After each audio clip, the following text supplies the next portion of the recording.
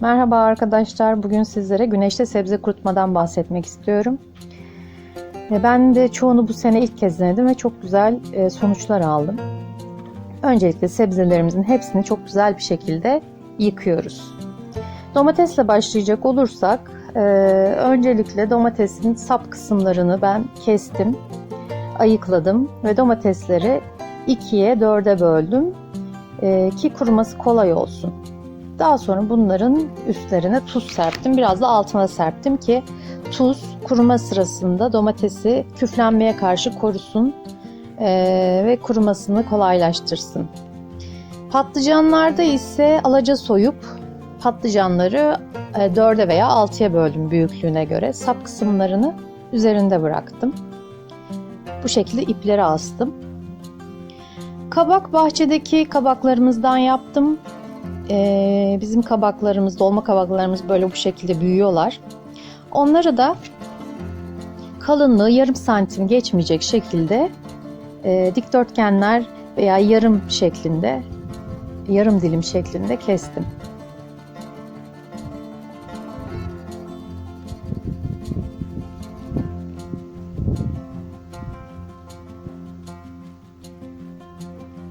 Bu arada kabaklar biraz sulu olduğu için altına bez serdim. Bez kabağın nemini de çekiyor ve kurumasını hızlandırıyor. Dolma biberlerini gördüğünüz şekilde kesip tepsiye sıraladım. Tabii siz isterseniz bunu sağlam bir iple içinden iğneyle geçirerek iple de asabilirsiniz. Kapya biberleri ise patlıcanla yaptığımız gibi dilimleme yaptım. Bunu tabii ki 4'e 6'ya bölerek o şekilde yaptım ve ipe sıraladım. Gördüğünüz gibi patlıcanlar da aynı şekilde sapları üstünde. Domatesler tuzlanmış bir şekilde kurumayı bekliyorlar. Kurutma yaparken sebzeleri olabildiğince hızlı kurutmamız gerekiyor. Çünkü kurutma süresi ne kadar uzarsa ve sebze ne kadar nemli kalırsa içerisinde küf gibi mikroorganizmaların oluşması daha kuvvetli muhtemel olur. Olabildiğince hızlı kurutmaya çalışıyoruz. Bezi kabakta da kullandığımız gibi diğer sebzelerde de kullanabilirsiniz. Mesela burada ben domateste de kullandım ikinci bir kurutmada. Tabii ki bu bez hijyenik açıdan sadece sebzede ya da işte gıdada kullanılan bir bez olmalı ve temiz bir şekilde yıkanmış olmalı. Bazı sebzeler kururken çok fazla güneş istiyor. Mesela domates gibi. Bazı sebzeler ise güneşte kavrulabiliyor. Çok hızlı gelen güneş ışınları yüzünden. Mesela biber böyle bir sebze.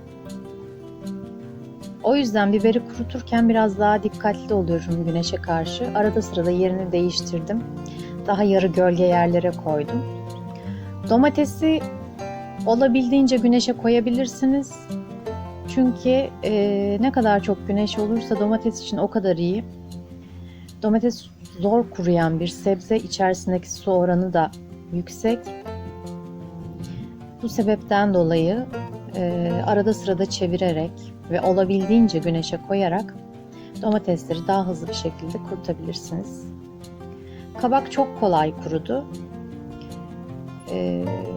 Hem bezin sayesinde hem de kendi yapısından dolayı çok çabuk suyu bünyesinden uzaklaştıran bir sebze. Patlıcanlar da sorunsuz bir şekilde bu şekilde kestiğimiz zaman ipte kuruyorlar çünkü her tarafından hava alıyor.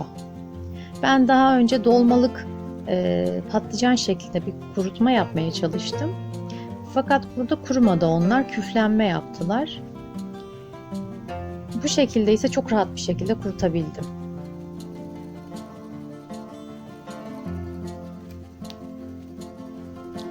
Görüntüden de anlaşılacağı üzere artık bazı sebzelerde kurutma işlemi bitmek üzere. Patlıcanlarda özellikle ve biberde, yeşil biberde artık paketlenmeye hazır hale geldiler.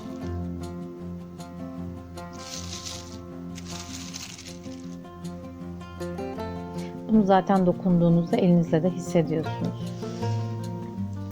Domates diğerlerine göre biraz daha geç kuruyor. İçerisinde hala nemli parçalar olduğu için onu kurutma işlemine devam ediyoruz.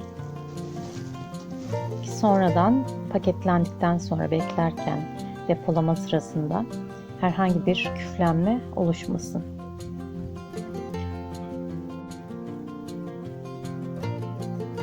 Patlıcanları paketlemeden önce üzerlerindeki sap kısımlarını kopardım ve patlıcanları biraz daha ufak parçalara böldüm ki çünkü ben bunu kullanırken, yemek yaparken daha küçük parçalar halinde kullanacağım. Aynı zamanda daha küçük parçalar haline getirdiğiniz zaman depolamak da kolay oluyor.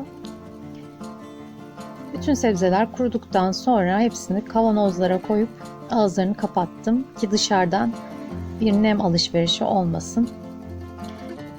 Ve daha sonra kavanozları serin ve rutubetsiz bir ortamda depolamaya koydum.